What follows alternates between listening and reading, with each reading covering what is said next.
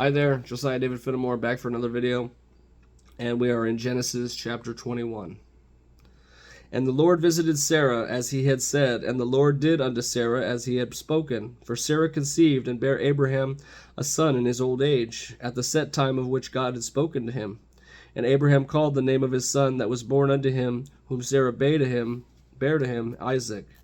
And Abraham circumcised his son Isaac, being 8 days old, as God had commanded him. And Abraham was 100 years old when his son Isaac was born unto him. And Sarah said, God hath made me to laugh, so that all that hear will laugh with me. And she said, Who would have said unto Abraham that Sarah should have given children to suck?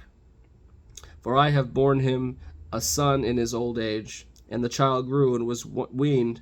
And Abraham made a great feast of the same day that Isaac was weaned. And Sarah saw the son of Hagar, the Egyptian, which she had borne unto Abraham, mocking.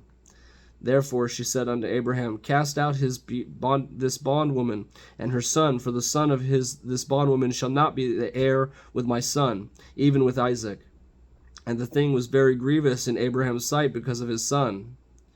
And God said unto Abraham, Let it not be grievous in thy sight because of the lad, and because of thy bondwoman. In all that Sarah hath said unto thee, hearken unto her voice, for Isaac shall thy seed be called. And also of the son of the bondwoman will I make a nation, because he is thy seed.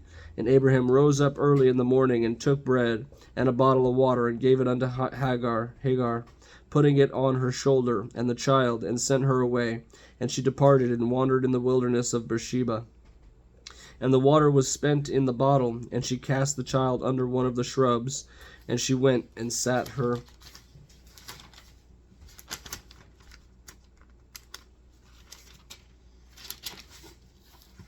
down against him a good way off, as it were a bowshot. For she said, Let me not see the death of my child. And she sat over against him, and lifted up her voice, and wept. And God heard the voice of the lad. And the angel of God called to Hagar out of heaven, and said unto her, What aileth thee, Hagar? Fear not, for God hath heard the voice of the lad where he is. Arise, lift up the lad, and hold him in thine hand, for I will make him a great nation. And God opened her eyes, and she saw a well of water. And she went and filled the bottle with the water, and gave the lad to drink. And God was with the lad, and he grew and dwelt in the wilderness, and became an archer. And he dwelt in the wilderness of Paran. And his mother took him a wife out of the land of Egypt. And it came to pass at that time that Abimelech and Pichol, the chief captains of his host, spake unto Abraham, saying, God is with thee in all that thou doest. Now therefore swear unto me here by God that thou wilt not deal falsely with me, nor with my son, nor with my son's son, but according to the kindness that I have done unto thee, thou shalt do unto me, and to the land wherein there hast sojourned. And Abraham said, Enough, Lily. And Abraham said, I will swear. And Abraham reproved Abimelech because of a well of water which Abimelech's servants had violently taken away. And Abimelech said, I wot not who hath done this thing, neither didst thou tell me, neither yet heard I of it, but today. And Abraham took sheep and oxen, and gave them unto Abimelech, and both of them made a covenant. And Abraham set 7 ewe lambs of the flock by them. And Abimelech said unto Abraham, What mean these 7 ewe lambs which thou hast set by themselves? And he said, For these 7 ewe lambs thou shalt take of my hand, that they may be a witness unto me that I have digged this well. Wherefore he called that place Beersheba, because there they swear both of them. Thus they made a covenant at Beersheba. When Abimelech rose up in Pichol, the chief captains of his host, and they returned into the land of Philistine. And Abraham planted a grove in Beersheba, and called there on the name of the Lord, the everlasting God. And Abraham sojourned in the Philistines' land many days.